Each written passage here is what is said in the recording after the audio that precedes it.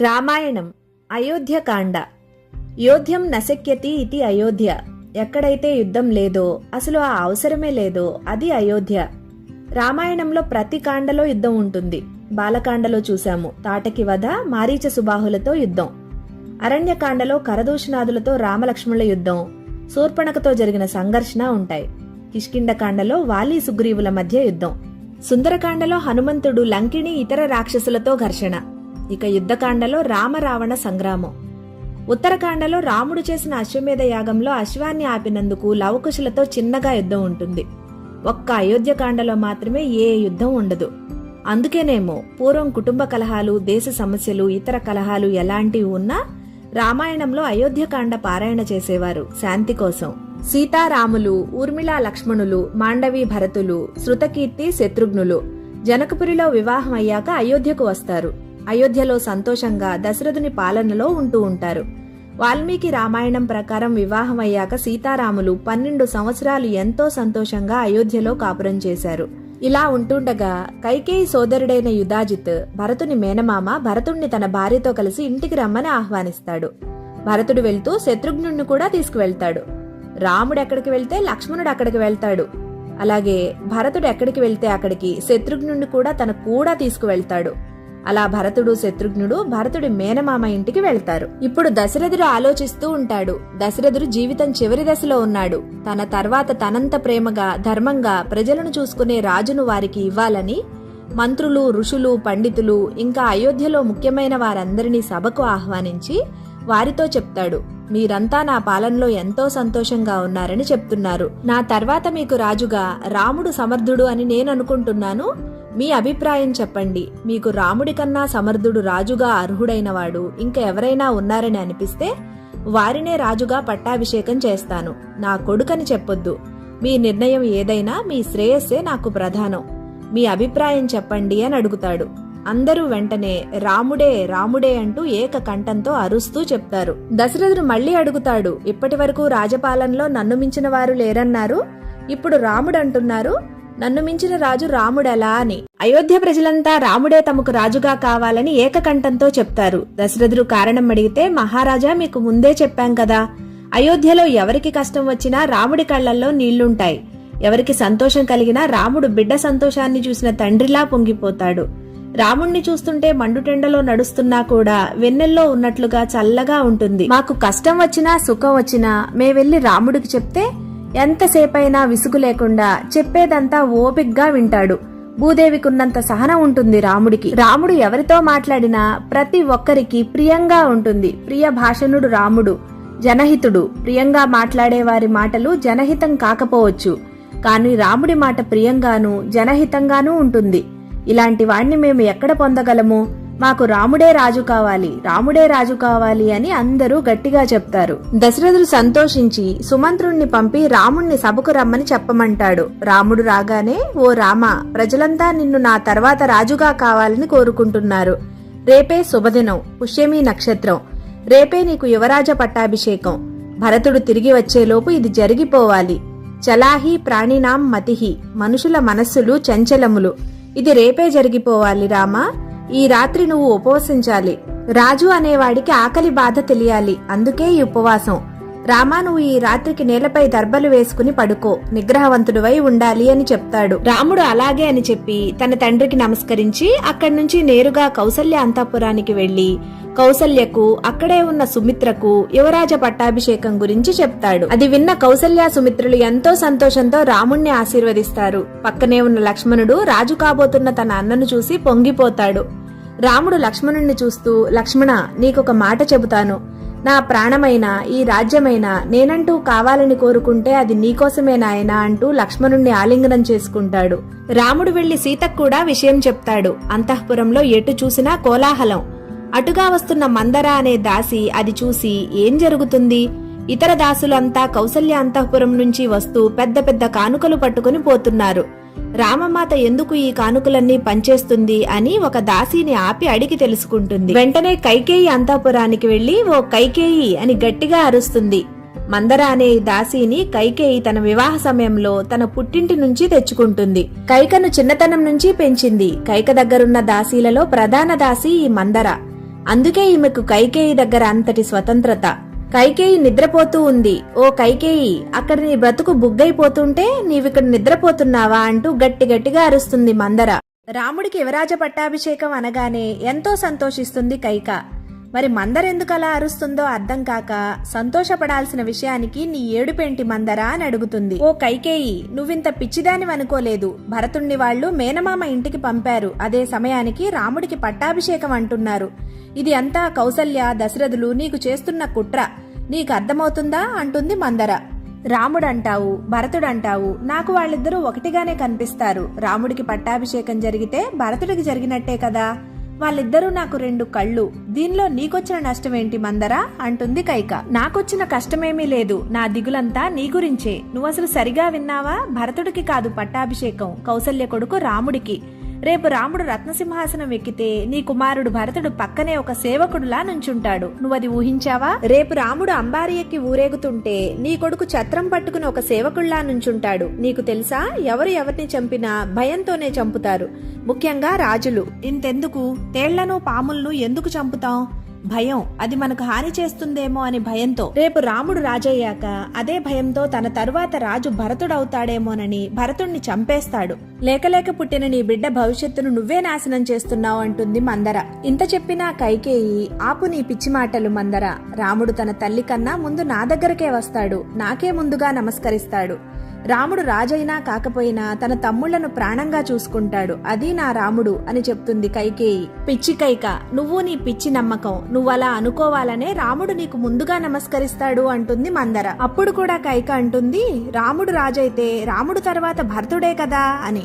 కైక, నీకు ఇది కూడా తెలీదా? రాముడు రాజైతే తర్వాత రాముడి కొడుకు రాజవుతాడు. నీ కొడుకు ఎలా రాజవుతాడు? అయినా ఇవన్నీ కాదు, బయట ఇంత జరుగుతోంది. రాముడికి రేపే పట్టాభిషేకం. ఆ కౌసల్య గాని, నీ భర్త దశరథుడు గాని, నువ్వు నావాడనుకుంటున్న ఆ రాముడు గాని ఎవరైనా నీకు చెప్పారా? చెప్తే నువ్వు సంతోషిస్తావు కదా. నీ మనిషినైన నేను, నీకోసం ప్రాణమైనా ఇచ్చే నేను చెప్పాను నీకు. ఇదంతా ఆ కౌసల్య, దశరథుడు, నావాడని నువ్వనుకుంటున్న రాముడు అందరూ కలిసి చేస్తున్న కుట్ర అంటుంది మందర. అప్పుడు ఆలోచనలో పడుతుంది కైకేయి. నిజమే అంటావా మందరా అంటుంది. నా మంచి కోసం ఇంత ఆలోచించే నువ్వే ఏదైనా ఉపాయం చెప్పు మందరా అని అడుగుతుంది కైకేయి. నువ్వు ఇది మర్చిపోయావా? ఆ రోజు శంబరాసురుడితో జరిగిన యుద్ధంలో, మరో చోట జరిగిన యుద్ధంలో 2 సార్లు నీ భర్త నువ్వేదడిగినా ఇస్తానని నీకు మాటిచ్చాడు. ఆ 2 ఇప్పుడు అడుగు. 1, భరతుడికి యువరాజ పట్టాభిషేకం కావాలని, అప్పుడు నువ్వు రాజమాతవవుతావు. 2, రాముడు 14 సంవత్సరాలు వనవాసం చేయాలని అడుగు. వనవాసంలో ఉన్న రాముడు మునివేషంలో తపస్సు చేసుకుంటూ రోజురోజుకు సాత్వికుడయ్యి తమోగుణం రజోగుణం పోతుంది. మళ్లీ రాజ్యం కావాలి, రాజు కావాలి అని అనిపించదు. మందర వనవాసం కోరుకోమనడంలో ఉద్దేశం అదే. మందర అన్న మాటలకు ఆలోచనలో పడిన కైకేయి, నా మంచి కోసం నువ్వే ఏదైనా ఉపాయం చెప్పు మందరా అని అడుగుతుంది. సరే, నువ్వు వెంటనే నీ కోపగృహానికి వెళ్ళు. నీ భర్త వచ్చాక ఆ 2 వరాలు అడుగు. నువ్వు, నీ కొడుకు అంతా బావుంటారు అని చెప్పి అక్కడి నుంచి వెళ్లిపోతుంది మందర. కైకేయి వెంటనే కోపగృహానికి వెళ్లి కోపంతో నేల మీద పడుకుంటుంది. కాసేపటికి దశరథుడు రామ పట్టాభిషేకం గురించి కైకేయికి చెప్పడానికి కైకేయి అంతఃపురానికి వస్తాడు. కైక అక్కడ లేదు, కోపగృహంలో ఉందని దాసీలు చెప్పగానే గుండెదడ మొదలవుతుంది దశరథుడికి. ఏమైందా, ఎందుకు కోపగృహానికి వెళ్ళిందా అని గబగబా అక్కడికి వెళ్లి, కైక ఏమైంది, ఎందుకిలా ఉన్నావు? నీకు తెలుసా, నేను చాలా సంతోషంగా ఉన్నాను. రాముడికి పట్టాభిషేకం, మన రాముడు రాజు కాబోతున్నాడు. అది నీకు చెప్పడానికే నేనిలా వచ్చాను. నువ్వెందుకిలా ఉన్నావు? ఏం కావాలి నీకు? అది ఏదైనా సరే నేనిస్తాను, నాకు చెప్పు అంటాడు దశరథుడు. కైక ఏమీ మాట్లాడకుండా మౌనంగా ఉండడంతో, ఓ కైక, నువ్వు అడిగింది ఏదైనా సరే ఇస్తానంటున్నానుగా, రాముడి మీద ప్రమాణం చేసి చెప్తున్నా, అడుగు అంటాడు దశరథుడు. దశరథుడి జీవితంలో ఎక్కువ సంతోషంగా ఉన్నప్పుడు మాట ఇచ్చేయడం పలుసార్లు చూస్తుంటాం. బాలకాండలో విశ్వామిత్ర మహర్షి వచ్చినప్పుడు మహర్షి, మీరు ఏదడిగితే అది ఇస్తాను అంటాడు ఆయన్ను చూసిన ఆనందంలో. ఆయన రాముణ్ణి పంపమని అడిగితే తట్టుకోలేని బాధ. శంబరాసురుణ్ణి చంపినప్పుడు కైకకు మాటిస్తాడు ఆ 2 వరాలు. రాముడికి పట్టాభిషేకం అన్న ఆనందంలో రాముడి మీద ప్రమాణం చేసి చెప్తున్నా, నువ్వేదడిగితే ఇస్తా అంటున్నాడు ఇప్పుడు మాట్లాడుతుంది కైక. రాముడి మీద ప్రమాణం చేశావు, రఘువంశంలో మాట తప్పిన వారు లేరు. శంబరాసురుణ్ణి చంపినప్పుడు నువ్వు నాకు ఇచ్చిన 2 వరాలు నాకు ఇప్పుడు కావాలి అంటుంది. ఓ అంతే కదా, నువ్వు అడగకుండానే వరాలిచ్చేంత ఆనందంలో ఉన్నాను కైక. చెప్పు, నీకేం కావాలి అంటాడు. అప్పుడు కైక 1 భరతునకు యువరాజ పట్టాభిషేకం, 2 రాముడికి 14 సంవత్సరాలు వనవాసం. ఈ 2 వరాలు నాకు కావాలి. ఇస్తానని చెప్పావు కదా, ఇచ్చే అంటుంది. దశరథుడు ఉన్న చోటనే కుప్పకూలిపోతాడు. పెద్ద వృక్షాన్ని ఉన్న ఫలాన మొదలు నరికేస్తే ఎలా పడిపోతుందో అలా పడిపోతాడు పాపం. ఏమంటున్నావు కైక? నేను ఆనందంగా ఉన్నానని నన్ను ఆట పట్టిస్తున్నావు కదా, నేను విన్నది నిజం కాదు కదా అంటూ ఆశ్చర్యంగా అడుగుతాడు. ఆపు నీ కపట నాటకాలు. నేను అడిగింది, నువ్వు విన్నది రెండూ నిజమే. మళ్లీ చెప్తున్నాను, నా కుమారుడు భరతుడే యువరాజు కావాలి. రాముడు 14 సంవత్సరాలు మునివేషంతో వనవాసం చెయ్యాలి అంటుంది క్రౌర్యంగా కైక. అది విన్న దశరథుడికి నోట మాట రాక ఎంతో కష్టంతో, కైక, రాముడు ధర్మజ్ఞుడు, తన తల్లి కౌసల్య కన్నా నీతోనే ఎక్కువ చనువుగా ఉంటాడు. నీకు రాముడంటే ఎంతో ప్రేమ, అలాంటి రాముడికి వనవాసం అంటున్నావా? నతురామం వినాదేహే తిష్టంతే మమ జీవితం. ఓ కైకేయి, రాముడు లేకపోతే నా ఈ దేహంలో ప్రాణం నిలవదు, అది నీకు తెలుసు. ఎందుకిలా మాట్లాడుతున్నావు? భరతుడికే యువరాజ పట్టాభిషేకం జరగాలి, రాముడు 14 సంవత్సరాలు వనవాసం చేయాలి అని కోరుకున్న కైకేయిని బ్రతిమిలాడుతున్నాడు దశరథుడు. ఓ కైకేయి, ఇది నువ్వేనా? ఇంత కాఠిన్యంగా ఎలా మాట్లాడుతున్నావు? మరణానికి అతి సమీపంలో ఉన్నాను నేను. అందుకే ప్రజలు కోరుకునే రాముడికి యువరాజ పట్టాభిషేకం చేసి నేను విశ్రాంతి తీసుకోవాలనుకుంటున్నాను అంటూ దశరథుడు అంజలిం కొర్మి కైకేయి పాదౌ చాపి స్మృశామితే, భార్యవని కూడా చూడకుండా నీకు నా 2 చేతులు ఎత్తి నమస్కరిస్తున్నాను కైకేయి అని దశరథుడు అనగానే కోపంగా అటువైపు తిరుగుతుంది కైకేయి. పాదౌ చాపి స్మృశామితే, నీ కాళ్లు పట్టుకుంటాను కైకేయి, నీ కాళ్లు పట్టుకుంటాను అంటూ ఏడుస్తూ తన పాదాల మీద పడతాడు దశరథుడు. నిన్నటి వరకు రాముడికి భరతుడికి భేదం తెలియలేదు కైకేయికి. ఇద్దరూ తన పిల్లల్లానే కనిపించారు. ఇప్పుడు రాజ్యం విషయం వచ్చేసరికి తన కొడుకు కౌసల్య కొడుకు అలా కనిపిస్తుంది.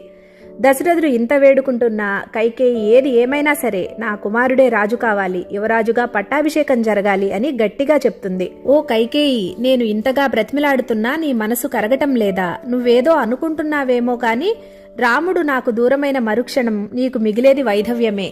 క్రూరురాల, నువ్విలాంటి దానవా? నీది ఇంతటి రాతి మనసా అంటూ బోరున ఏడుస్తూ నేల మీద పడిపోతాడు దశరథుడు. నిన్నటి వరకు చాలా ప్రియమైనదిగా ఉండేది కైకేయి దశరథునికి, ఇప్పుడు అతి క్రూరంగా కనిపిస్తుంది. ఒకప్పుడు కేకయరాజు కుమార్తె ఈ కైకేయిని చూసి దశరథుడు చాలా ఇష్టపడతాడు, భార్యగా చేసుకోవాలనుకుంటాడు.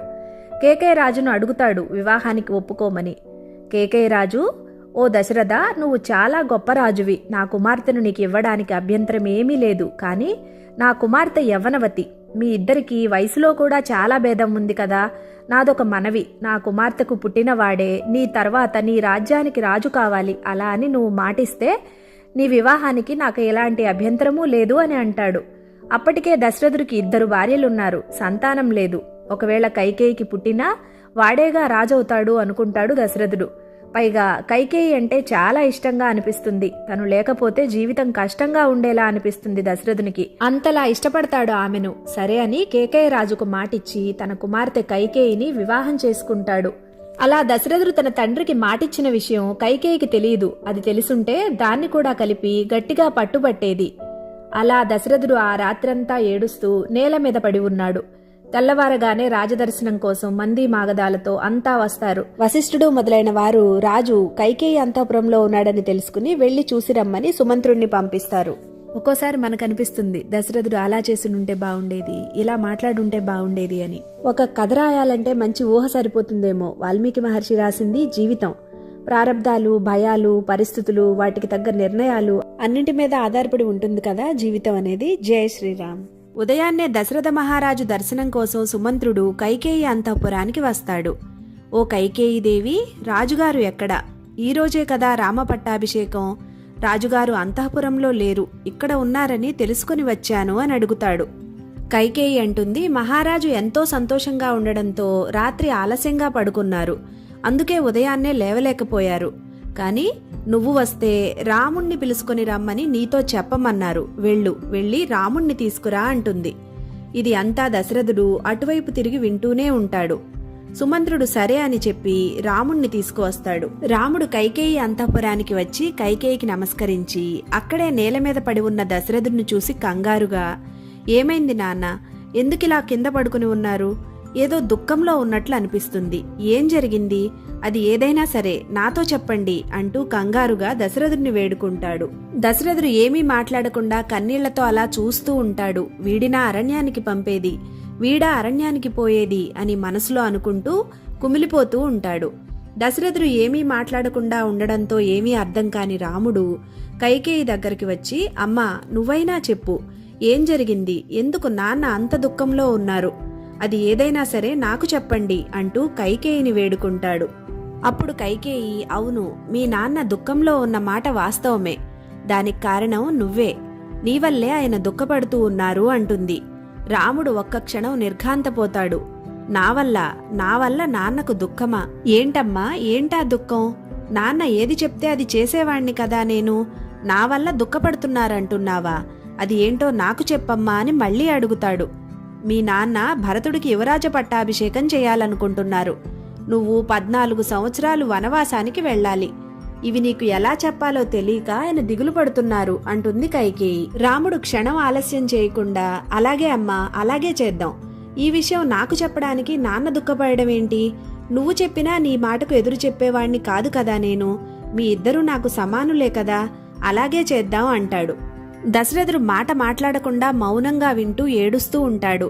రాముడు తన గురించి ఏమనుకుంటాడో, ఇంత కఠినుడా తన తండ్రి అనుకుంటాడేమో అనుకుంటూ కుళ్ళి కుళ్ళి ఏడుస్తూ ఉంటాడు. రాముడంటాడు, అమ్మా, భరతుడు నా బహిప్రాణం, నేను రాజైతే ఒకటా, నా తమ్ముడు రాజైతే ఒకటా?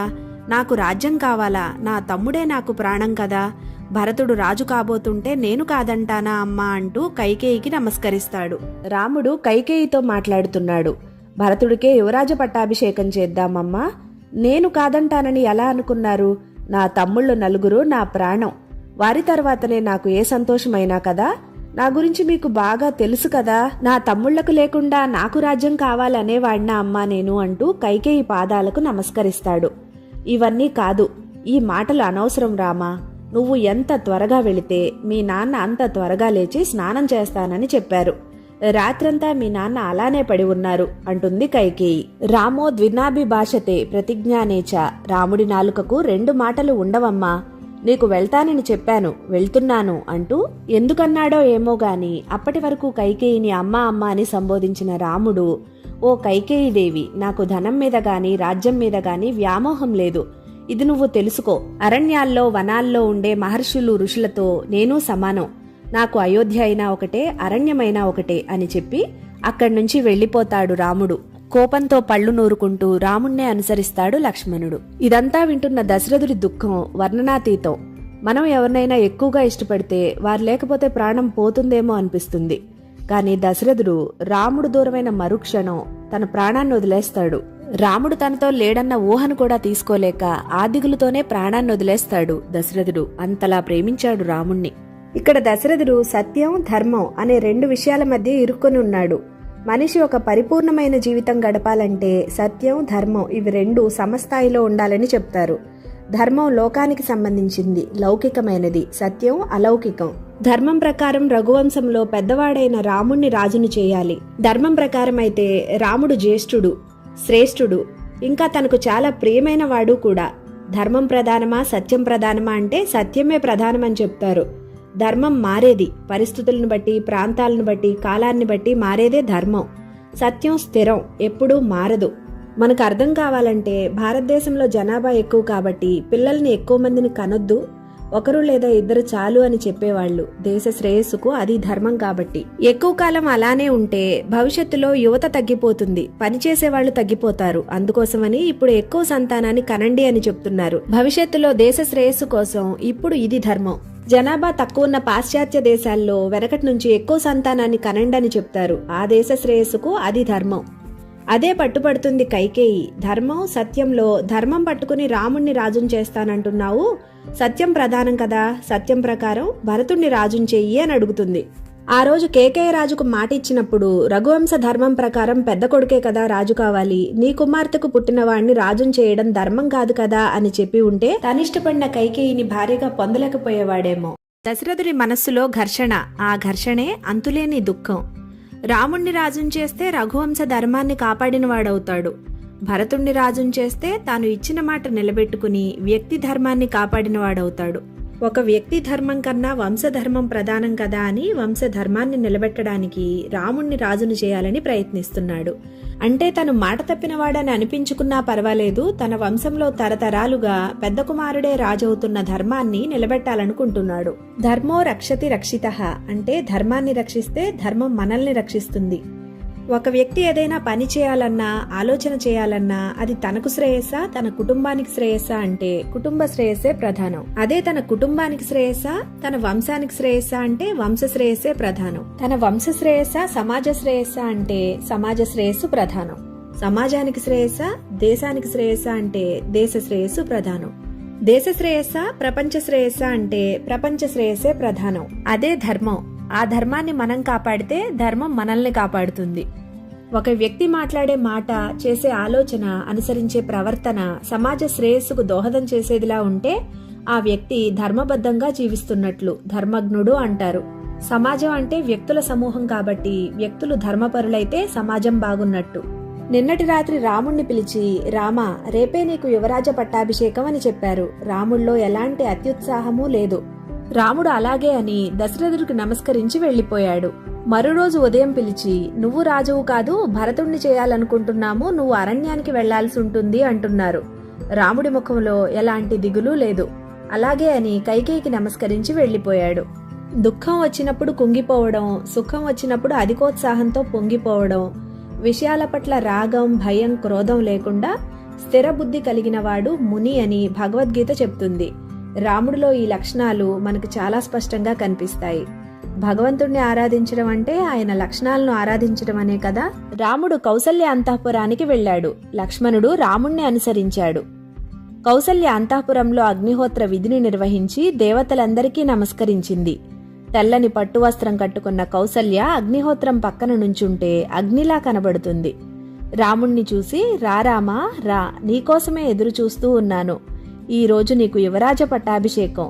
ఈ రోజు కోసమే నేను ఎంతగానో ఎదురు చూస్తున్నాను రామా, ఇలా వచ్చి కూర్చో అంటూ పట్టుపరుపులు చూయించి, నాయనా ఇది తిను అని ఒక రుచికరమైన ఆహార పదార్థం రాముని నోటికి ప్రేమగా అందించింది.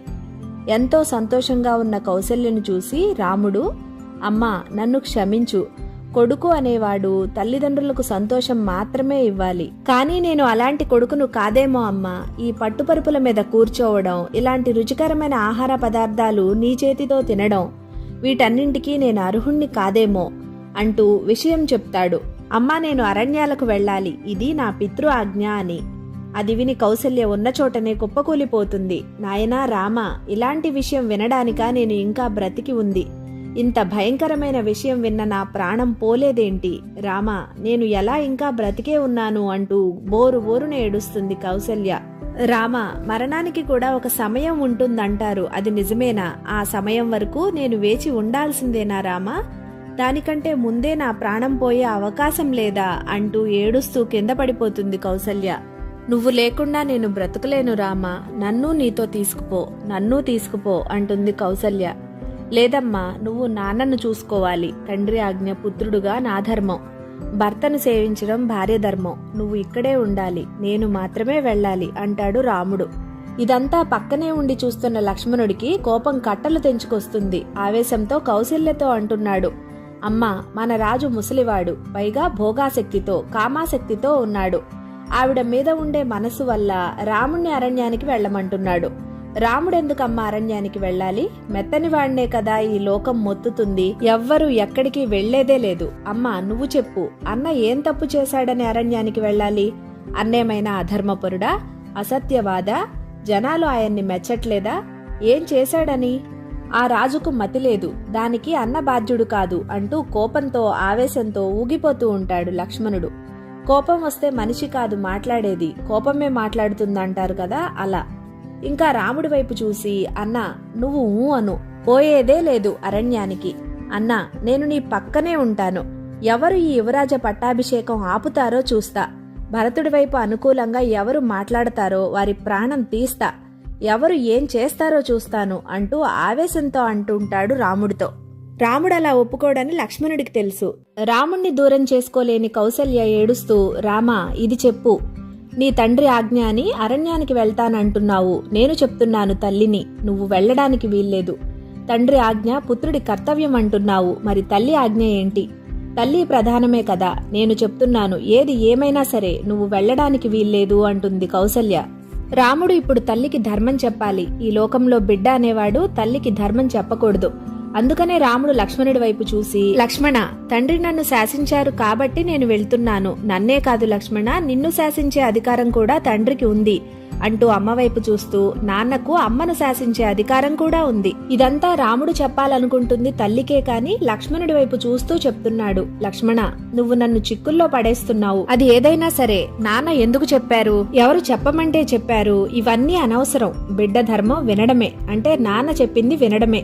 ఈ విషయంలో రెండో మాటకు అవకాశమే లేదు అంటూ కౌసల్య వైపు చూస్తూ కౌసల్యకు నమస్కరించి, అమ్మా, నీ ఆరోగ్యం జాగ్రత్త, నీ ఆశీస్సులు నాకు ఉండాలి. నిన్ను కష్టపెట్టే బిడ్డను నేనయ్యాను, నన్ను క్షమించమ్మా. 14 సంవత్సరాలు ఆ అరణ్యవాసం పూర్తి చేసుకుని నా ధర్మం నేను నిర్వర్తించుకుని మళ్లీ వచ్చి నిన్ను దర్శిస్తాను అంటూ కౌసల్యకు నమస్కరించి అక్కడి నుంచి వెళ్లిపోతాడు. లక్ష్మణుడు కూడా రాముణ్ణి అనుసరిస్తాడు. ఈ సందర్భంలో కౌసల్య బిడ్డ మీద ఉన్న ప్రేమతో భార్య ధర్మాన్ని పక్కన పెట్టబోయింది.